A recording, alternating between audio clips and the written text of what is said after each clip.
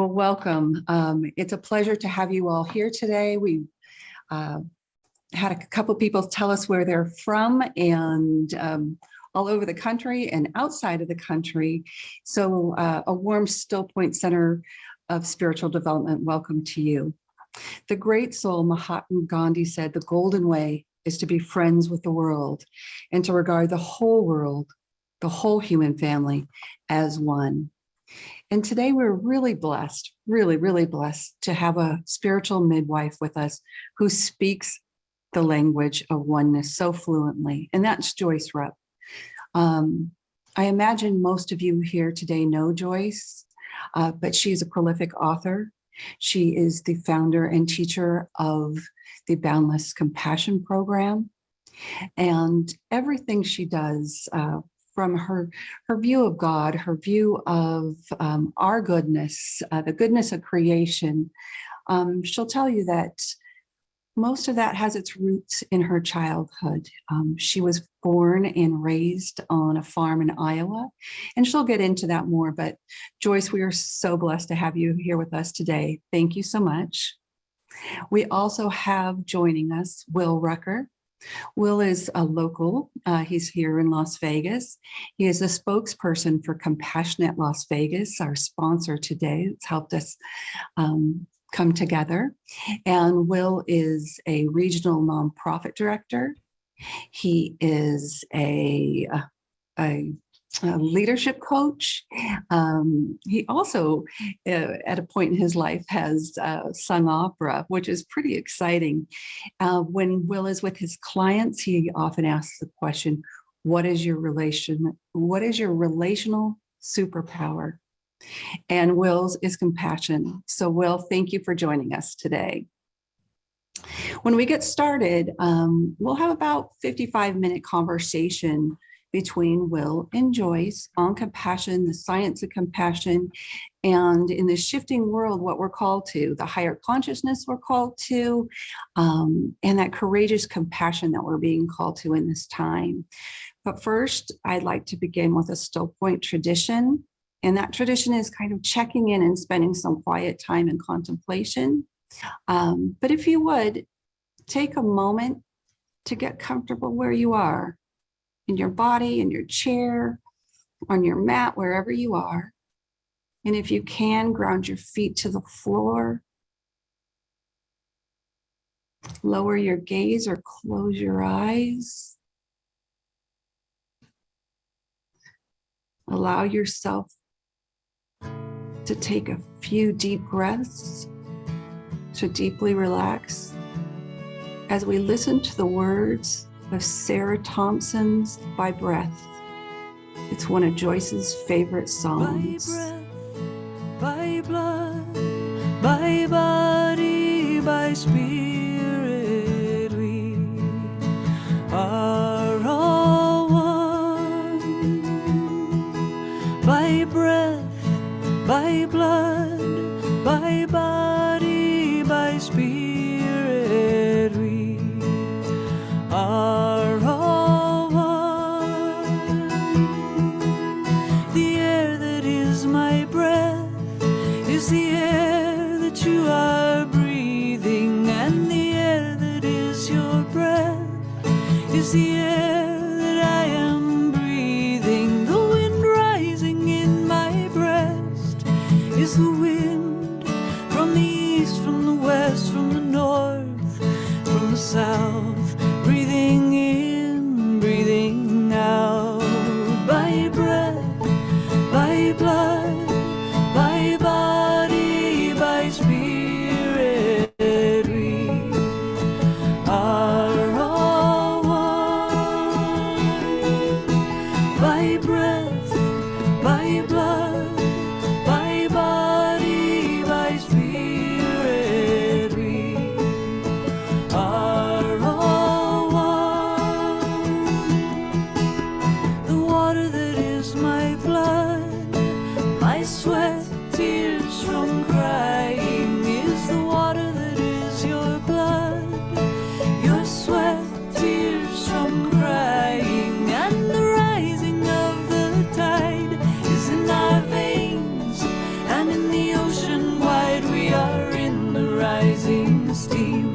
rushing a river, running stream, by breath, by blood, by body, by spirit, we are all one. By breath, by blood, by body, by spirit, we are all one. The earth is dust, the earth is clay, flowers blossoming and fading. We are dust and we are clay, we are blossoming and fading. Every color, every sound, every place is holy ground. Oh, every living thing, can you hear it laugh? Can you hear it sing? By breath, by blood, by body, by spirit, we are all one. By breath, by blood, by body, by spirit, we are all one. Now, if you will, take another deep breath or two and take a moment to rejoin us. And it's my pleasure now to invite Will to begin our conversation with spiritual midwife Joyce Rupp. Thank you. Thank you so much, Shauna, and good morning, good afternoon, good day to each and every one of the nearly 250 people joining us live for this collaboration with Compassionate Las Vegas and the Stillpoint Spiritual Center. This is something that we're going to record for our podcast. So if you're not already subscribed, go ahead and visit compassion.vegas and become a subscriber of the podcast. We have nearly 100 episodes that you can enjoy. So thank you, Shauna, again for this wonderful occasion. My name is Will Rucker, and I am so excited to be with this spiritual, compassionate powerhouse, Joyce Rupp. Good morning, good afternoon. Hello, Joyce. Hello, Will. I am so excited to be here and just thrilled to have this connection with you and just ready to go. So Wonderful. Well, I have to just say that I have been enjoying your work since we were introduced, and the more I get of it, the more I want. It is just so rich and so eye-opening. There is a true paradigm shift that you discuss, and the way that you bring this through the lens of Christianity is simply beautiful. And I hope that this message continues to plant seeds in each and every one of our hearts, and that they blossom and form into action.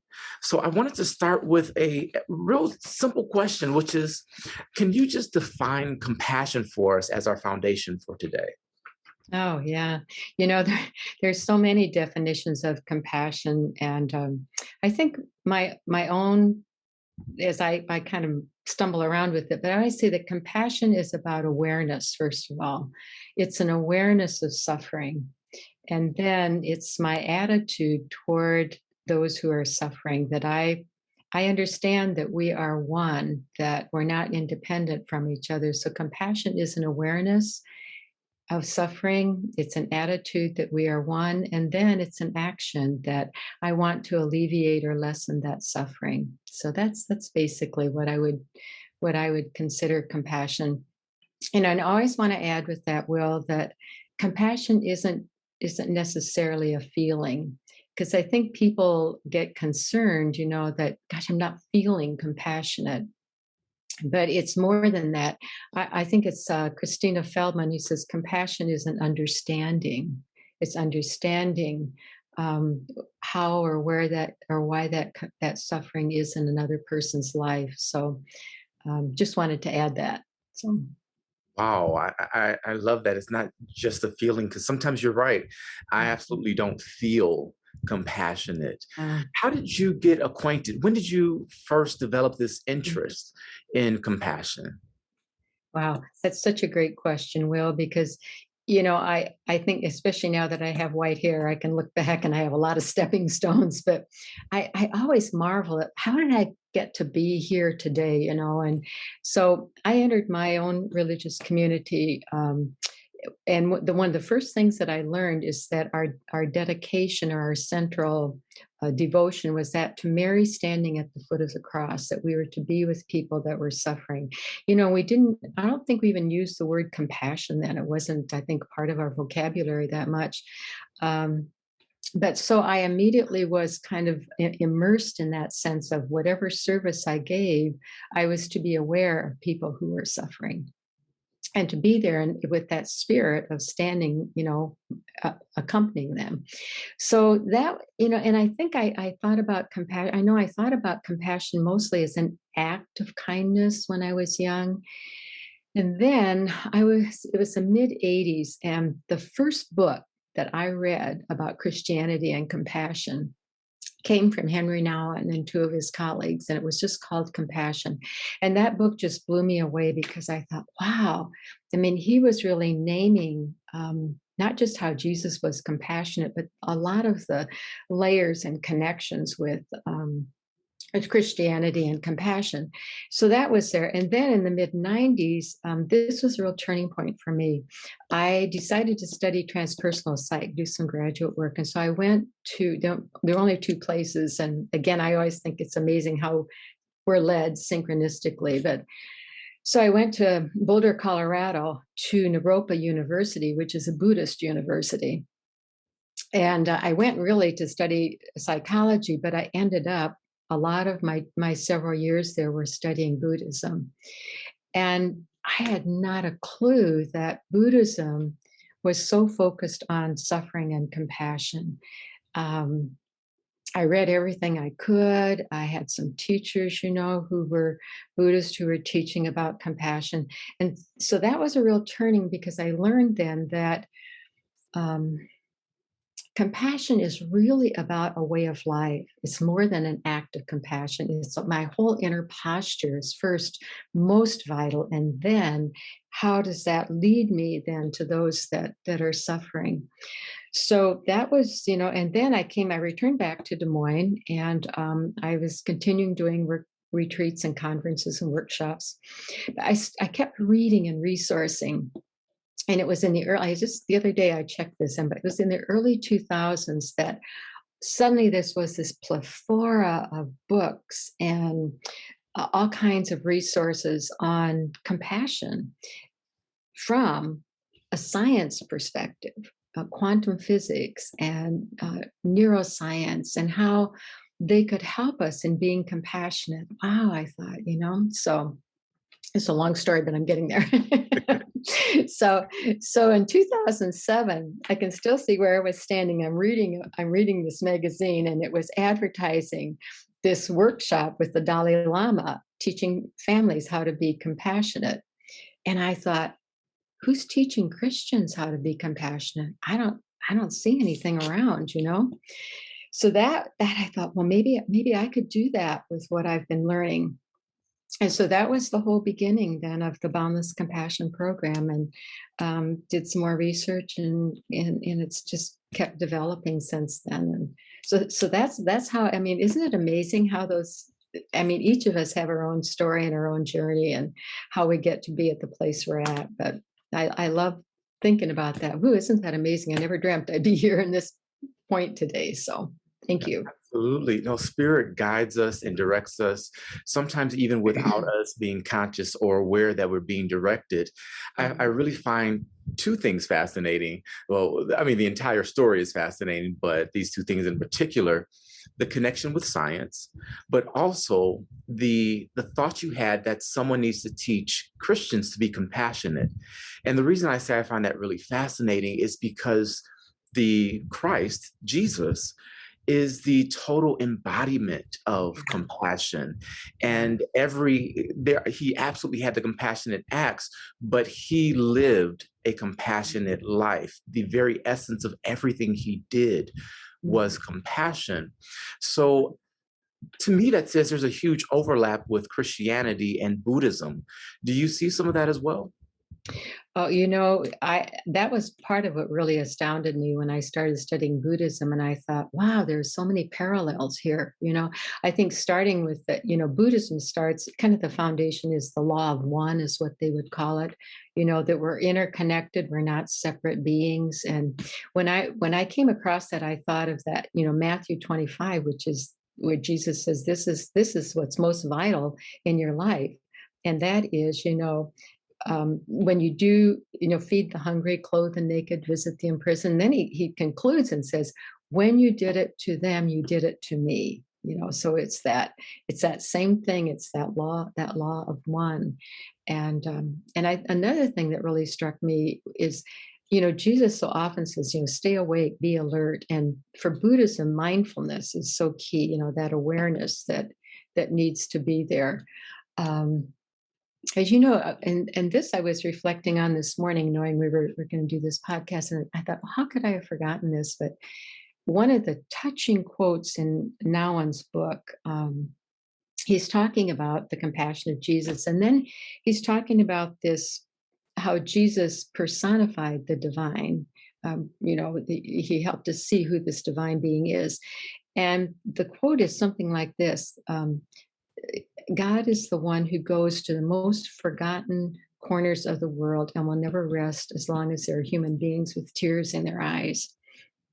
And I thought of Kuan Yin, who, one of my favorite images of this Buddhist bodhisattva is this huge ear leaning over to hear the cries of suffering in the world. And I thought of the parallel of those two, and how beautiful that is. But you know, there are many parallels, and Will, you're so right, because you know the Gospels are filled with compassion, and I just thought it was astounding that no one was talking about it, you know, and I'm so glad that you mentioned Jesus as being the embodiment of compassion, because he truly is. So, yeah. You remind me of 1 John, the 4th chapter, where it's written that God is love, and whoever lives in love lives in God and God in them. And that to me is that principle of oneness again that you highlight. So there are just so many different connections. Yeah. Thank you so much for reminding me of that, because that's another beautiful connection. Yeah. For sure. So I want to move to something called the 4 seeds of compassion. And I just want to know, why did you pick these four seeds? Well, first of all, the metaphor of seed, I was glad that Shauna mentioned my roots, another connection with nature. But, you know, I've been fascinated with seeds ever since I was young. And the potential in a seed, like I would see my dad go out and plant the fields, and I'd be astounded when harvest came and how much could come from those fields. And so when I started thinking about what are the basic aspects or components of compassion, I thought a seed, because all the researchers today say that we are born with the capacity for compassion, that's inherent in all of us. Sometimes something happens, you know, early on that thwarts that ability to be compassionate, but we all have that we're born with that capacity. So then I started again looking at both Buddhism and Christianity, and I found constant parallels. I thought, you know, Buddhism is all about accepting people as they are and not judging. Of course, I thought of Jesus, do not judge and you will not be judged. So non-judgment was the first one, I think. And for me, that was just so key, because how I am with another person, if I'm not thinking they have to match up to my ideals and my beliefs and my approach to life, if I can accept them as they are, that's got to be there as foundational for compassion. And then But before I move to the next one, Yeah. accepting someone as they are, can you just expound on that a bit? I know in my journey, that is still one of the areas that I wrestle with navigating, because I'm compassionate. And so some of this compassion leads me to want to change or fix. And so I have to be very intentional and mindful about acceptance. So could you speak more to that? Yeah. I'll give you an example of that. I can give you a lot of examples in my life, probably from yesterday. But when COVID first happened and we were masked up outside, and that, I I make a point every day of going for an hour walk, and I walk around this one lake that I like, it's a beautiful path, and I couldn't believe so many people weren't wearing masks. And I found myself getting more and more angry. I'd come home and I'd be fuming about all these people that didn't wear masks. And finally, one day, I just sat with myself and I thought, I'm judging every person who doesn't wear a mask as a terrible person, uncaring, and all of that. And so I thought, I've got to change that. And so for me, the way I do that is I try to go deeper, and I think, you know what, that person isn't a bad person. That person has chosen not to wear a mask for some reason. And so I know if deep down we are more alike than different. And that person wants happiness, and that person, has struggles and all of that. So that really helped me. But the other thing I did is I took action and I started walking on different paths so I wouldn't have all that anger. I love but that. Yeah. but that's the kind of struggle, that's there. And Christina Feldman has written, I always call it my second Bible, but she wrote a book called Compassion, and it's such a great book.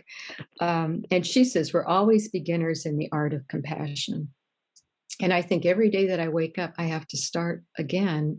Hopefully I do believe that I'm changed since I really tried to focus on compassion. That there's always something new, and there's going to be someone who's going to challenge my judgment. And the other thing I want to say about that is also, not judging doesn't mean that I condone somebody's behavior, because it can be very harmful. I mean, it can be, terrible. But I respect that person deep down as being united with me. We are all one, so I can't just shove that person out of my life. So acceptance is the first seed, which leads us to then the second, which is? Yeah, the second one is nonviolence. And, most people who want to be compassionate would not consider them to be violent. But as I started looking at my own life, and I looked at some of the thoughts I had about political leaders and politicians, and I thought, you know what? I can be violent in my mind. I can want bad things to happen to people. And so it's nonviolence is it's really, nonviolence is an approach that says, I do not wish you harm, basically, and that's hard to do when my feelings are raging, or if I'm being judgmental. So I think nonviolence, again, it's that deep respect that underneath everything, we are one. I cannot wish harm for you. If I wish harm for you, I wish harm for me, in some ways. So Nonviolence is, simply put, not wishing harm on others. And I say other selves, because I believe in this principle. Mm-hmm. In your book, you tell a story about an activist who is being physically harmed, and he chooses to accept that without retaliation, hoping that hate and violence can die in his body. Could you speak a bit more about that? I found that story so powerful, and it was a story about the time of the civil rights movement, and John Lewis is a congressman I've admired for years, and when he would write about, coming in and sitting at a cafe and letting people spit on them and throw food at them and not do anything, I thought, how could he do that? How could he not fight back? And yet they just kept at it and at it and at it. And finally things changed. And that doesn't mean I think that we don't have action. I think witnessing, marching, and that is very good. But it's not, they didn't do harm back to the other people. And that to me is just so powerful. And I think a lot is in our mind many times. Not so much our physicality, although people can be physically abusive, but it's watching my mind. where does my mind go? And it's something so simple as being on the freeway and some quote jerk pulls in front of me and just about, causes an accident. Just the other day, this guy thought, oh, that reckless, ruthless person, and then I got to pull it back. No, Joyce, that person isn't being mindful. That person's in a hurry. What's the reason for it? And then I can keep from being volatile within myself. So. Joyce, thank you for sharing that recent story, because I think sometimes when we listen to someone as compassionate as you, we think, oh, we have so far to go and we're nowhere near. But to hear you express like, yeah, even when I'm driving as recently as, last week, I still have to remind myself, and that this is truly a practice and a skill and a journey that is a daily work. So thank you for that. All right. Acceptance, nonviolence, and what's next? Forgiveness. Forgiveness is, again, it's just so core.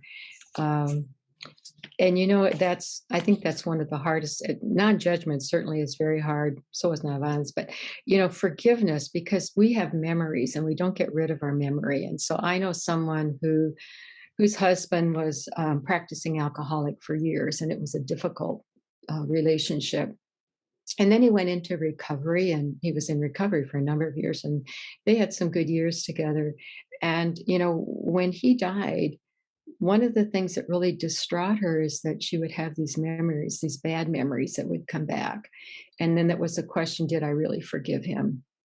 But she did, but we can't keep memories from coming. And I think so for me, forgiveness is really an act of, and again, it's kind of like nonviolence, but an act of wanting to forgive. I desire to forgive. Jack Kornfield has a beautiful chapter in his book on forgiveness. And his book is called A Path with Heart. And he says, forgiveness is not wanting to put anyone ever out of your heart, which I thought, wow, not wanting to put anyone out of your heart. Sharon Olds is a poet, and I've often marveled at her because her dad abused her when she was a child, and yet when he was dying, Sharon came and nursed him and was his caregiver during his final time before he died. And I don't think she could have done that if she had not been forgiving. She had those memories and of the terrible years, but she didn't want to put him out of her heart, and so she did forgive, so. But that's a biggie for a lot of people. Absolutely. And our culture today really, at least for us youngins, we're taught, cut them off, hit the block button on social media, just don't even deal with it. And relationships, particularly in this time when things are polarized around the pandemic and politics and other issues, even religion, it almost seems easier to just cut people off and not deal with it. But the truth is, in our hearts, we don't want to put people out of our hearts. I think, how many loves can one heart hold? And I think there's no limit. There's no limit to that. So I really like that. And I think that makes forgiveness very accessible for even those of us who may struggle with that concept. That's so beautiful, Will. I love that. Just what you said, how much love can our hearts hold? It's endless. It's bountiful, boundless. That's right. Yeah, Absolutely. yeah. Thanks for that. Yeah. So acceptance, nonviolence, forgiveness, and that leads us to mindfulness. Can't be compassionate without being mindful. Wow. And that whole thing, I think, is just what you were touching on, but our lives are filled with so much. And I think we have so many concerns, and we're so, as Americans especially, I think we're just constantly on the go and active in that. But to be aware of suffering, so many times I've come into a conference or a workshop and people are smiling and they're happy and they're talking to each other. And especially if it's an extended, like our 4-day retreat, I find by the second day, people are starting to reveal the hurts, the pains, the burdens that they're carrying. And so it's how to be mindful of that.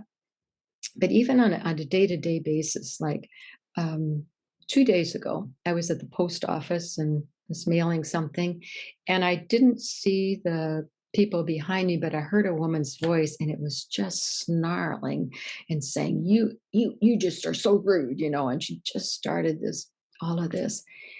And so I immediately became mindful of that. And I thought, I want to say something to her, like, I, you must be having a difficult day. And then I thought, no, Joyce, that could be condescending, saying, you're having a bad day, but I'm not, kind of thing. So I thought, what can I do? And I just turned to the whole compassion of being mindful of whatever was really difficult within her at that time to cause her to be so overactive. And then, out of my mindfulness, I reached inside and I just started sending kindness and calmness to her. And it's so amazing because I did that because I was intentional and mindful. I can still hear her voice. I can still get a sense of her, and I feel like I could still send, compassion to her because I was so intentional and attentional about it. So mindfulness, yeah, I think is we can't be compassionate without being mindful of being aware of people's suffering. Yeah. Yeah. I want to know how you picked these 4 seeds, but what you just said sparked something else you mentioned in your book, which is really about being able to change the world, even with our thoughts and kindness, and how we are truly connected with each other on a more than physical level. Could you share a bit about that? Oh, wow. Can I have 3 hours? No. When I was in my 30s, I read something somewhere that once you got to about 35, your brain just sort of stopped. That's it. It didn't change or whatever. You were just stuck with who you were. And then, neuroscience started opening up, and they talked about neuroplasticity and how, yes, the brain can change and how we can change. And so I love studying about that and learning about, the part of the brain that's the limbic, that carries the emotions, and the instinctual part of us, and then the newer part of the brain, the neocortex, and the frontal lobe. Because in the frontal lobe, which developed later in humans, that's where we can think, we can react, we can reflect, we can look at differences, and we can make decisions. The instinctual part of us just instantly reacts. I think of the woman in the post office just immediately yelling at that person, you're so rude. And, if she had gone to the frontal cortex, just paused for a bit, maybe she would have had a moment to say that, to think about, maybe that person didn't mean that, or how can I respond in a way that isn't so, overactive, so and what neuroscience is teaching is that the more that I repeat this kind of reflection, that I can change the way that I respond. And I know that's true for me. I know that my frontal lobe has gotten better about that because, there are times when I just my words leapt out, or I just let my emotions go. And sometimes with sorrow too, but I had to stop and pause and reflect and say, I'm not going to grieve forever. And then, I can pull back in that way too, or I can reflect more. So neuroscience, I think, in neuroplasticity is a really big thing. And we teach that in a way that the thoughts that go out from us, and some of this is tied into quantum physics too, but the thoughts that go out from us have an effect. So if I'm constantly giving out anger and negativity and judgment and violent thoughts, and that's going to go out, and it's going to affect another person. One of the scientific things they studied is called mirror neurons, and that they studied first, they studied with animals, and they would give a monkey a banana over here in one cage, and then the other monkey over there wouldn't have one, but they were, they had this little, head things on them to gauge their emotion, their responses. And the monkey over here without the banana was experiencing the same thing that monkey that was eating the banana. And so they called it mirror neurons, that when we look at someone whose emotion is there on their face, it responds within us. And I used to travel lots flying, and I would always watch when I came on the flight attendant who welcomed us. If the flight attendant was really happy and welcome aboard and all that, and I'd immediately start feeling good. But if that flight attendant was like, get in your seats and sit down, we're late and we need to get going, I'd start feeling like, wow, what a grouch, and I didn't want to, respond back in any kind of a kind way. So mirror neurons are also like, just again, that's that mindfulness, being aware of how the other person is looking and what I'm taking in. Do I have time to talk about quantum physics a little bit, Will? Absolutely. Yes, please.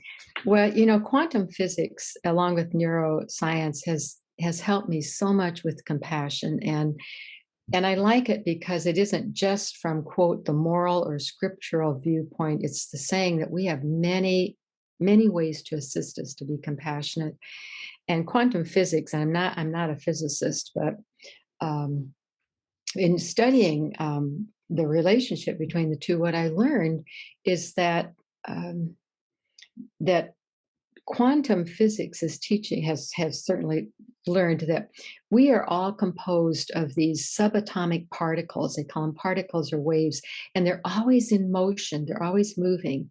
And the wonderful thing is that these, all of us are, every living thing and is composed of these, from a little atom to a tree to everything living.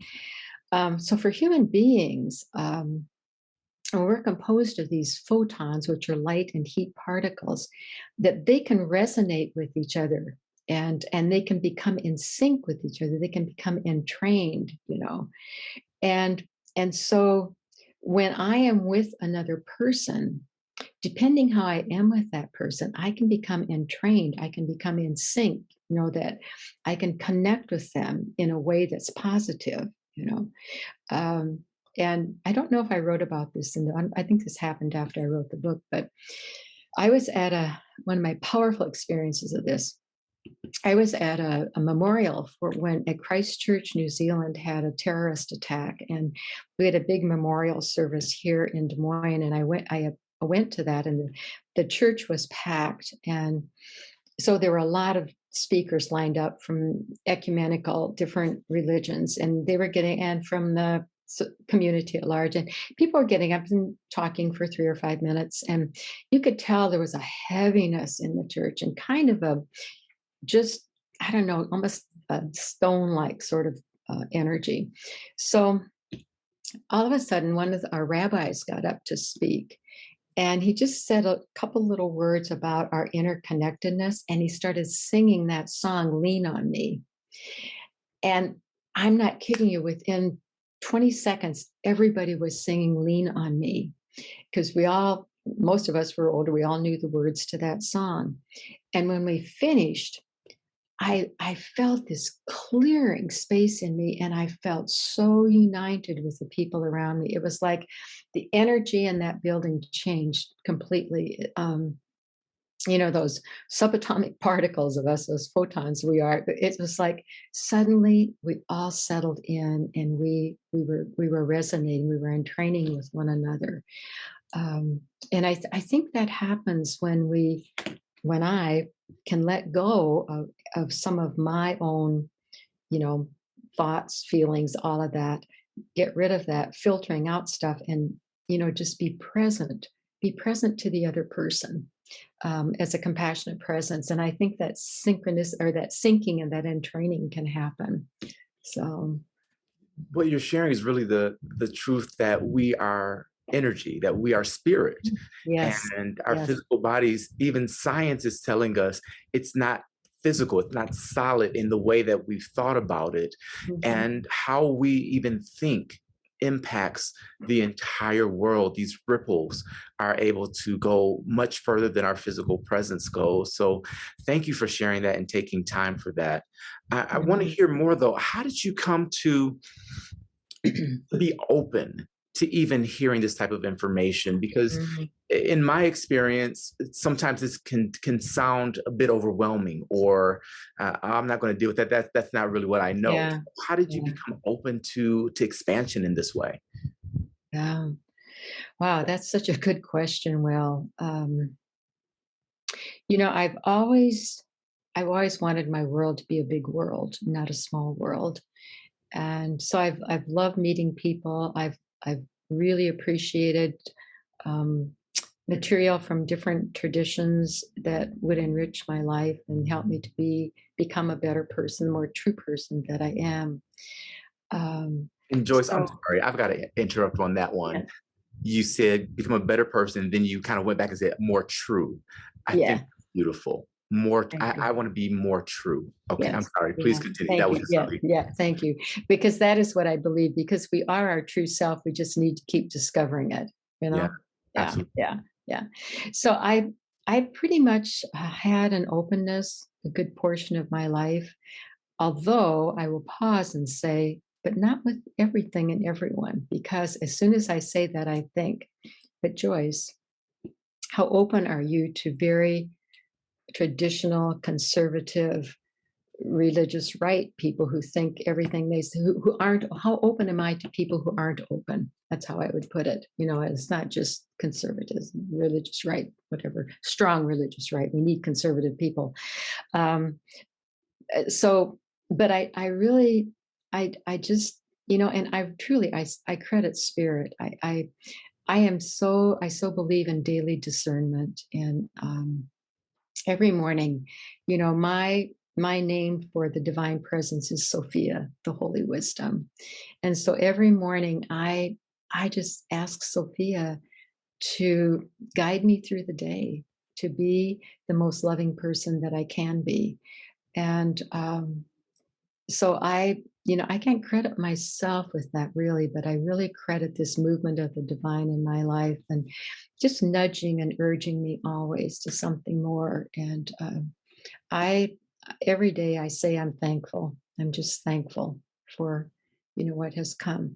But I do understand people that can be fearful. Like, I've had people who've walked out of my conferences because I talked about Buddhism, for instance, you know, and they're just really afraid of it. Oh no, that's, you know, they don't believe in a God and so on. And I go, no, look for what unites us, not for what might divide us. And if I can look for what unites us, there is so much that unites us. You know, our common humanity that so many people in compassion write about now. You know, you know, our immigrants, the strangers that are, we have a commonness with them. And I want to remember that. So I don't know if that's a good answer or not, but that's what I have right now. Fantastic answer. And it reminds me of a quote from your book where I'm paraphrasing, but you say that compassion dismantles anything that's exclusive. And Yeah. so I think that that's what you're speaking to there is, well, we may not see this the same way, but because of compassion, we're not creating barriers, we're creating bridges. So I think that's beautiful. And I want to talk about how this is being developed, because you have a facilitator model and all of that to expand this work. But before we get there, how are you maintaining hope in the world today? Um, um, wow, there's so many ways that I have hope. You know, I just finished Jane Goodall. Douglas Abrams interviewed her in a book called A Book of Hope. Jane Goodall, you know, the primatologist, has been a mentor of hope for me in a lot of ways. And, um, you know, and what she says, and I agree with her completely, is her hope is in the young people of the world today. So that's one area. Paul Hawken, I've long quoted him because Paul Hawken, quite some guys, could about a dozen years ago now, he started studying all the groups in the world, all around the globe, that are working toward good. And he came up with over 1 million. That was like 12 years ago. And he continues to talk about that. And he says, you know, these are people, they're flying under the radar, but they're there. And they want, you know, they want to be compassionate. They want good for our planet and for the people and the creatures and all of our planet that are there. So that's certainly a hope of mine. And, you know, I hope because I, every day I am in touch with people who write to me, who I meet in person, who are so caring and so loving. And you and I both know the news doesn't carry much of that for us. You know, it's always a little exception at the end of the central news feed. And so I have a lot of hope. And I also hope, because there are many groups that are studying compassion right now. And, you know, the more we know about them, I think the more we have kinship and strength in that too. So those are a couple ways. Sure. One question I try to throw in, and this is our third season of our podcast, where we're really seeking to amplify hope. But one question I like to ask, at least this season, is what are you listening to that's inspiring you? What music is giving you hope? Ah, wow. Well, you know, I like almost all kinds of music. Okay. So, but the music of the heart might be one thing, as well as, you know, actual music. But um, I'm trying to think of what music I'm listening to. You know, Carrie Newcomer is someone whose music I've listened to a lot lately. I like, there's a lot of hope in her music. Sarah Thompson, I mentioned her. I'm kind of a classical music buff, and so I go on Spotify and I just always try to find somebody new that I haven't known about before. Music is so central to my life. I cannot imagine a day without music of some kind, you know.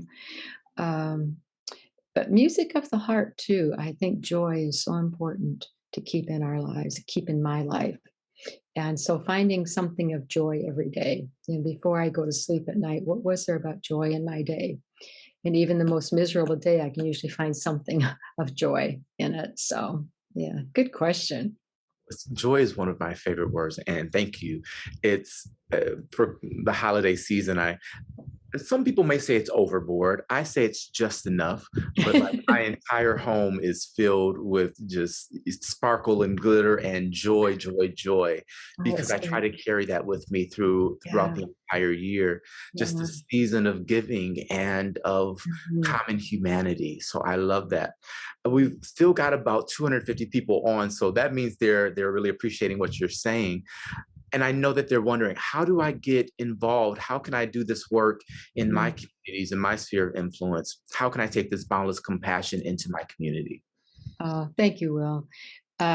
You know, about 5 years ago, I realized that I couldn't do this boundless compassion all by myself. And Margaret Stratman, who was co-director, we just had so many people who wanted retreats and workshops. And so we decided we were going to start training people that were interested to facilitate the program. And it has been absolutely gratifying, amazing, so many words. We have about 125 facilitators right now across the country and in Canada, a couple in the UK. So, you know, they go to a 4-day retreat on compassion, and then we have a workshop that follows with some more specific things. And I am so excited because we finally, as of yesterday, got our new Boundless Compassion website up and running, and it's called boundlesscompassion.org. It is beautiful, and it talks about the 4 seeds of compassion. It has things about our facilitation program. We're going to keep adding to it, but it's so good. And it gives events. It will list events that people can take part in, and we'll keep adding to those events too. So, but you know, people can do compassion wherever they are, Will. That's the wonderful thing. And a lot of people are doing a book study. You know, they might start with my book, Boundless Compassion, and then they'll go on to other books on compassion. And so there are a lot of people that do circles of compassion now, and, you know, monthly groups where they meet and support one another with compassion. So with wanting to be compassionate. So that's just briefly what that is. So. Perfect. And that website again is boundlesscompassion.org. Is that right? Yeah. Right. Well, I know you're going to have a lot of traffic there, so hope you're ready for it. Yeah, I think we will be. Yeah, thank you. Joyce, this has been beyond a pleasure. It has been uplifting and inspiring, hope inspiring, and just I appreciate every story you shared, every seed of compassion that you've provided us to work with. I want to invite our gracious host, Shauna, back on and just take it away. Well, thank you so much, both of you. What a beautiful time together. And we do have a little time we'll spend in Q&A. But first, I'd like to give everyone an opportunity. You've listened with the ear of your heart today. What is it that you've heard, or what is it that you know about compassion? So if you would, if you take a moment and use our chat box function to answer the prompt, what is compassion? And I'm going to read that in sort of a, maybe we'll come up with a poem or something, or some type of just a reflection of what everybody heard today, and what compassion means to you. And in the meantime, I'd also just like to point out some of the people who joined us today. I don't know if I saw all of our board members, but I'd like to thank Mary Alice Nielsen. She is our board president. We have Michael Buckley, Bill Terry, and I think Terry Murphy was joining. She may be under the name Shauna Walsh. A lot of you were. And Delise Sartini. I'd also like to thank some of our spiritual directors. I saw Lynn Rosenkrantz, Linda Turner, Kathy Rude, Jane Franzioli, who's a member and a spiritual director locally, Ken Larson, also a spiritual director. So we've got a lot of spiritual directors if you're looking for someone in the Las Vegas Valley, or if you want to join one of them via FaceTime or Zoom. Gosh, there were just so many other people. From Dignity Health, we had Holly Lyman, and she is Compassion in Action. They're taking programs to the underserved at every moment, every day. We have Mary Lack. She is from the Adrian Dominican community and runs their associate program, growing a tremendously large just community of compassion for the Adrian Dominican sisters. So thank you. And I'm just going to write down a few of these as you keep writing in. I'm also going to invite you to take a moment, if you would like, to ask Will or Joyce a question in the chat box. And they're going to take a few minutes to try to answer those. And in the time we have remaining. So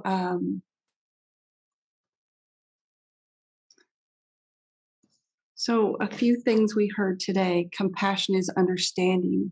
It's an awareness of suffering. It's a AAA, awareness, attitude, and action. Compassion is an inner posture. It's a daily practice and a form of prayer. It is love. Compassion is nonviolent mind. It is responding with kindness. It is always possible. Compassion is to walk a mile in my moccasins. Compassion is love. Thank you for, that's just a few of the ones we had today that I could capture. And I would love if you would now take a moment to send us your questions.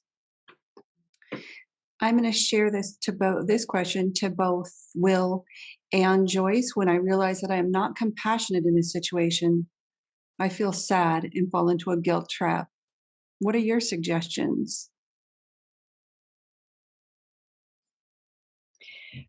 You know, something we have not talked about is, am I on for now? Okay. Something we have not spoken about, which is major, is self-compassion. And, you know, when guilt comes up, I think the first question is, how compassionate am I being toward myself? And so just as I try to understand where other people are coming from, I need to understand where I'm coming from. And it doesn't mean, again, that I excuse myself, but rather that I am with myself in a kind way, you know. And I don't think feeling guilty about myself and shoving myself around is being kind. I wouldn't do that to someone else. So I wouldn't want to do that to myself. So I don't know, Will, what would you add on to that? Self-compassion is such a biggie right now. Self-compassion is key for Mhm. sure. And I would start with recognizing I feel sad as a good thing. Greeting that emotion is, wow, Yeah. I'm human, I'm compassionate, yay. Yeah. And then recognizing it as an opportunity. Every new day is an opportunity to grow and, as you said, become more true. And so I would keep that in mind. And just as you mentioned, ask yourself the question, is this how I would want to talk to someone else? Would I have friends if I spoke to them in this way? Mhm. And then choose kindness and replace those words of despair or inadequacy with words of positivity and uplifting for yourself. So Yeah. instead of I'm a failure, I have great opportunities. Just trying something as simple as that, so that you change your inner dialogue as well. Mhm. And I think too, along with that, which is one, I loved your response. I think, just really talking to ourselves and saying, how can I help you with this? What would be something we could do together that would help alleviate some of the suffering of guilt that you're feeling now? What are the steps we can take? So being a good friend to ourselves. Yeah. Yes, yes, yes, yes. Mm. Great We question. had two questions, and I think there was a question that you answered this question a little bit earlier, but maybe we can look at it this way. Someone asked the question, are we born to be compassionate? And someone else asked the question, why aren't there enough compassionate people in the world today? And I wonder, is there times in history where it seems more compassionate, or there's more that feeling of compassion is more there in our young people? And if that just creates more and more compassionate people, how would you answer that? Actually, studies have been done that show that there's much more compassion today than there's been in the past, which might be surprising. But as I was saying earlier, there's a lot going on that it just isn't out there in the open. And so compassion is about relationships, really. And there are people really do care. And when we just look around recently, we're constantly having natural disasters now, and how people respond, they're responding positively. People do care. I just think that we have gotten so caught up in verbal differences that we think we aren't compassionate, but we truly are. And I think there's a lot of acts of compassion that are happening. Yes, there's activity that's going against compassion too. There always will be, I think. When there's a pull towards something good, there's a pull away from it. But I tend to feel very positive about that. And again, compassion begins with myself. So if I'm sending out loving kindness and loving thoughts, then I know I'm contributing to compassion in the world, as well as being with people who are suffering. Will, I'd love to know what your thoughts are about that. Yeah, I have a ton, and forgive me if this is not in Boundless Compassion, but I think it is a story about birds and milk, and how they were learning to open the milk pack. This is, when they came to the door in glass, but birds would learn how to open that milk and drink the cream out. And over time, birds that were miles away began doing the same thing. Milk went away. 5 years later, milk comes back and the birds do it again. And these birds didn't live the whole 5 years. It was just something that had become a part of their spiritual DNA, for lack of a better term. Mm-hmm. And I think that's what's happening with compassion. Even some of the challenges we are facing, where it seems as if we're polarized and not hearing each other and just so divided. For me, that says we are so compassionate, because on every side, every perspective is saying, I want to alleviate suffering. And we have different information, different vantage points, different viewpoints on what's causing suffering. But the thing of the matter is, we're all trying really, really hard to alleviate that suffering, which for me is the spirit of compassion. So as difficult as this time is, I am also daily inspired by just the amount of compassion in the world. Well, you are such a wise person. I just love that. And I'm so glad you brought it up, because that's another scientific aspect that really feeds into compassion. And it's called morphogenic fields. And that field is a non-material sphere, it's a sphere of influence. And the more that practice happens, as you said, the more firm and strong it's going to become, and the more influential. I just read a story sometime this year, and I don't remember exactly where. I think was in New England, but they were studying the migration of butterflies, and they found that when the butterflies were flying at this one place, I think it was someplace in New England, they were flying straight, but they would veer and they'd go around, but there was nothing material there that they were going around. And so after someone studied this for a long time, they found out there was actually long ago an obstacle where those butterflies were flying toward. It wasn't there anymore, but they had done it so often that it was in their DNA, and they naturally moved to go around it. I just love that story, because I think it's so true for us. If every compassionate act is going to strengthen that morphogenic field of compassion. And so I'm so glad you brought that up. Thank you. Yeah. Oh, absolutely. That was one of my favorite pieces in there. And so right now I have 3 generations in my home, myself and my husband, and then my mother, and then her parents. And it was so funny because they're from Detroit, and they've been with us since the start of December. So when we take out the trash and do different things, they have certain habits they've developed, because in Michigan, you have to do certain things in order for your trash not to be eaten by like raccoons and squirrels. And like, we don't have to wrap it. We just put it in the can and that's it, because we don't have that here. But it's that habit, and taking your practices into a new context where sometimes it's helpful, but sometimes you don't have to do that anymore. And it's like, why do you do it this way? Well, because we've always done it that way. But we can shift that and change and advance and evolve. It's a good example too, I think, of retraining the brain, remembering and retraining on many levels. Yeah. Thank you. Okay, we had a question from a viewer named Janet, and she was talking about politics and how is it that we make, or how do we bring more compassion into the political process? And do you see more politicians maybe taking advantage of compassionate training programs? I'll field that to both of you. Wow. Well, wouldn't it be wonderful? I think we would have a changed society if every congressperson or every politician would take a Boundless Compassion, be open to take Boundless Compassion retreat or conference or whatever. That's not going to happen, obviously.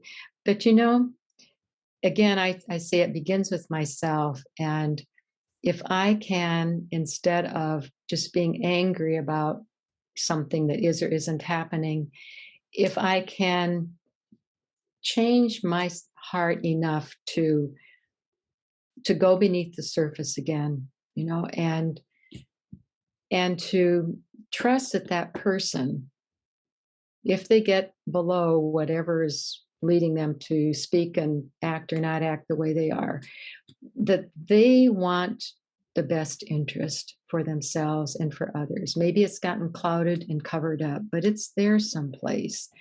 And if I just keep pushing against it, it's not going to change, So I want to be open. And I do believe that listening to one another is so vital. I have to listen to people that think very differently than I do and not get defensive about it. I just need to hear them. I need to hear, why is it that you prefer not wearing a mask or not being vaccinated? Or why are you so against certain people coming into our country, or whatever it is? I've got to listen to that and not just close the door and say, well, you're just not of my group, I think listening is so vital to where different people are coming from. So Will? Yeah, thanks, Joyce. And I agree. I echo all of that. Listening is key. And one thing that I love about compassion is it allows us to hear as well. And it makes it more clear because we can listen or attempt to hear and sometimes misinterpret. Also, our context, the exact same word for us can mean something different. Compassion is one of those words. A lot of people interpret that as soft or fuzzy, or it means you just let anything go. There's no accountability. Whereas when I hear compassion, I'm like, oh, that's some work. That's a 500-pound barbell, you know? So but I want to add that politics is hard. If you've ever even tried to plan like a family reunion, or heck, ordering a pizza for a family of 5, like what toppings are we getting? That can be so tough. And so a politician has to consider the interest of everyone that individual represents. And sometimes those interests can appear to be in conflict. And how do you balance that? How do you navigate it? So my ask of every person on this event today is that you take a moment and send gratitude to every single one of your elected officials. Just from your heart. If you're moved to write a letter or an email, do that as well. But it's a thankless job and it's hard. And yes, there are some politicians that have been corrupted and are corrupt. I will not deny that. But most people get into politics because they want to make a difference and because they want to help. And the very system and structure itself is sometimes a bit tough to navigate to actually create help because of the foundation that it was built on. So again, send gratitude for that. And then I encourage you to take it a step further and get involved.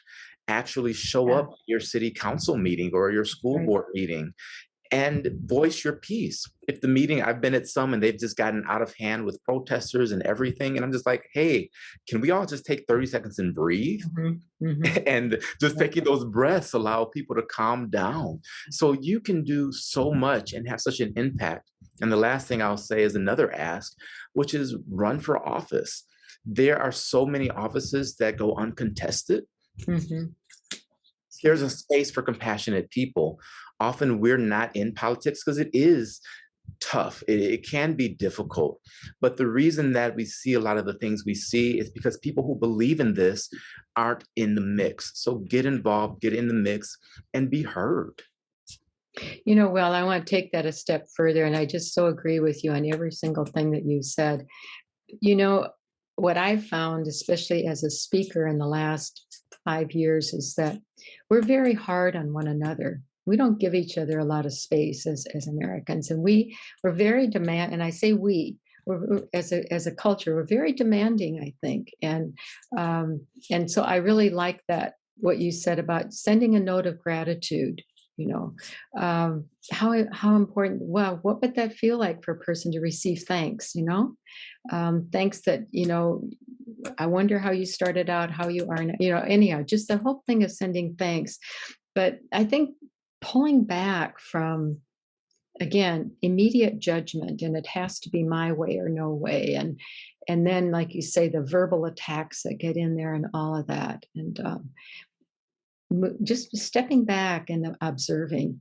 And one other thing I'd like to say that, Shauna, that you mentioned earlier is that phrase that's often used, you know, walk in my moccasins or walk in my shoes.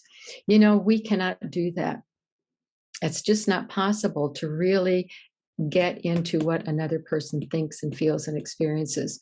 I don't think we can walk in another person's shoes, but we can walk alongside of them.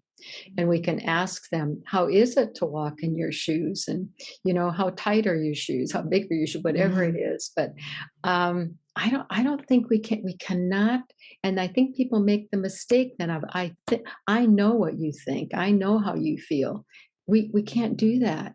And so I much prefer the image of walking alongside than trying to walk in someone else's space. So I just wanted to add that. So I'm going to just take time for 2 more questions. And I noticed somebody in my chat box. I want to thank Krista Darnold. She is also with Compassionate Las Vegas. She has joined us today, and I think she's shared one of her favorite songs for everyone to hear. Oh no, she said she shared it with me.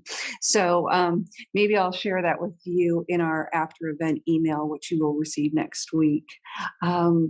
So the two other questions, and I'll pose them together, and I know that you've answered this in one way or another already, but maybe we can sum it up with these. One question was, how do we, when we are being compassionate, what if someone sees that as an opportunity to take advantage? What is the correct response, or what are the boundaries, or how do you discern how to move forward still in a loving way with that person? And the second one I think is interesting because we have Will here as our host today, and as the spokesperson for Compassionate Las Vegas. And there's a question of the male to female ratio on this topic today of compassion, and what we see, how we respond to that, and what you may be seeing taking place that maybe we're not aware of yet about the are more males getting involved, or what's that ratio? And so two questions. The first was, how do we respond when someone's taking advantage, or we perceive they're taking advantage? And then second, the question of, are women just more interested in compassion, or is it just that we're more drawn to the conversation? Well, I'll do something with the. Because Joyce, I'd love for you to close us out. Is that okay? Sure. All right, perfect. I'll start with the second question first as well. There are a lot of compassionate men. In fact, Compassionate Las Vegas, the visionary is a man. And so this is something that does transcend gender, but culturally, this value of compassion is seen as something more feminine or soft. And men are told you have to be protectors and warriors and providers, whereas, and I'm talking traditional roles, the feminine is told to be nurturing and supportive and compassionate. And so it's just transforming the viewpoint of compassion, I think, to engage more men. Just as a percentage, I can't say this is true everywhere, but our organization is only about 20% male. And so there is a huge opportunity to increase that diversity in that way. As far as the taking advantage piece, this one takes me back to my teacher, who was Jesus. And he has so many great sayings around this. But one that sticks out for me right now is, if someone asks you to walk a mile with them, walk with them too. If they ask for your shirt, give them your coat also. And I'm just paraphrasing, but I don't think that compassion can be taken advantage of. If you're truly trying to seek to alleviate the suffering of others, then sometimes it's going to feel a bit stretchy for you. You'll have to expand your comfort zone and go further than you thought.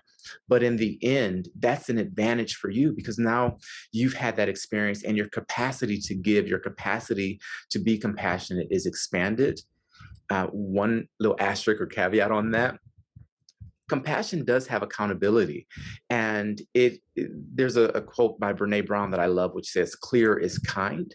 And so if we're truly being compassionate, then we do have accountability, and we are direct, and we do say what we mean. We say it with love and kindness, but we don't cover it up. We don't twist it and make it untrue to save someone's feelings. We do it with their feelings in consideration. But sometimes we need to hear something hard in order to see. I'll never forget, my first supervisory role, I was applying for a manager position, and the director said to me, "Okay, well, you were second." And I'm sitting there smiling, "Oh, great. I feel so good. I'm a young kid." And I'm like, "Yeah, I was second in line to be manager now." And she looks at me completely straight faced. That wasn't a good thing. And I said, "Whoa. Okay." And she explained to me, why and everything. But that moment has always resonated with me and stuck with me, because she was honest and she was straightforward and told me the things I needed to work on. So I'll leave it there for sake of time. But Joyce, I can't wait to hear your response. Well, the first thing I was going to say was similar to your one about getting clarity. If I felt like someone was taking advantage of me, I would talk to them about it. And I think it would be important to have a conversation about it. And what triggered for me in my mind was when you were speaking is, we started out with the Christianity and compassion, and what does it mean to lay down our lives for another? Compassion is going to cost us. There's no doubt about it, and it often costs. And one of the hardest costs for me is my time, my precious time, to be with someone else. And then those 4 seeds, every one of those is costly in some way when I'm really trying to be true to who I am and to be compassionate. So I think there's that dimension, but also there is a time when we need to just stand back and be separate. And I go back to self-compassion. Sometimes we need to have space and time apart. I believe that. And so going back to that, am I okay with that person in my heart? But for a while, do I need to have some physical space or some distance? I might need to have that. But in the end, I think just to say that compassion is going to cost me. And it's not, as you said so well, Will, compassion isn't this soft, lovey-dovey, sweet little thing that you're always going to feel good about, oh, now I'm doing this. No, it's a posture, it's a way of life, and it will be challenging for us at times, but it is so worth it. It is so worth it. And I have met so many tremendous, compassionate people. Trust me, there's good reason to have hope in our world today. Wonderful. I do want to point out that Will mentioned that the visionary for Compassionate Las Vegas is a male, and I don't know if he's here today because so many people are named Shauna Walsh and their cameras aren't on. But it is another Stillpoint board member, Gard Jameson, and he has people from the Charter for Compassion, the larger international entity, at his home today. So I think they are in retreat. But thank you to Gard and to Will for helping sponsor today. As we close out, first, thank you so much. And as we begin, I'd love to give everybody a chance to check out together. And what we're going to do is take another few seconds of contemplative silence. And during that time, a Stillpoint board member, a spiritual director, and a member of the Boundless Compassion core team, Ken Larson, is going to read a paraphrase of Joyce's prayer, Seeds of Compassion. And as he does that, I am going to click in the chat Stillpoint Center for Development's website, as well as the website for Boundless Compassion, because there were some questions of how to get involved and what a facilitator might do. And I don't think we have time to answer that today, but you can connect with Boundless Compassion that way. I want to thank you all. Thank you so much for giving us your time today. And now, if you take a moment to take a deep breath, lower your gaze, and we're going to hear from Ken. Thank you, Shauna. Gardener of hearts, I turn to you today for encouragement and determination in activating the seeds of compassion that have been planted in my being. Seed of empathy, seed of solidarity, seed of non-judgment, seed of forgiveness, seed of kindness, seed of just anger, seed of patience, seed of sympathy, seed of love. Enable me to love as fully as I can, nurtured by your abiding companionship. surround and fill my heart with what I need in order to be a compassionate presence. Thank you again, Joyce. Thank you again, Will. Thank you, Ken. And I'd like to thank all of you for being here. And I'd like to give a special thank you because she's the one person at Stillpoint I haven't mentioned yet, Julia Pizzi. She is our hospitality coordinator and the woman who makes sure that Joyce's books are on my desk to read if I need to be reading them. She's a wealth of knowledge and of help to me. We welcome you all to Stillpoint Center for Spiritual Development in Las Vegas. You can join us online, in person, from wherever, whenever. Please visit our website to learn more and have a compassionate day. Thank you. Thank you. Yeah. Thank you. Mm.